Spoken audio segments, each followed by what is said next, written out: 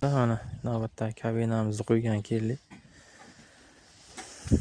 To'liq video qilib, video oxirigacha ko'rsangiz to'liq qo'yilganini jarayonni ko'rsatib boramiz.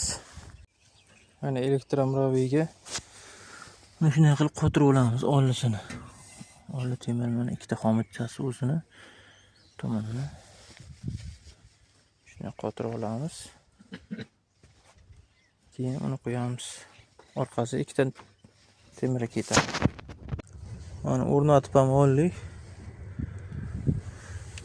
Bu yog'ini teshib olasiz. Mana shunday qo'tiriladi. Ikkala boltga ushlab turibdi. Orqasi qo'yilgan yo'qali.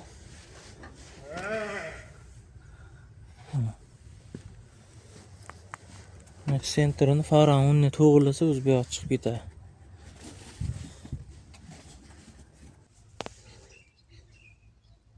Mana shunday qo'ya olamiz.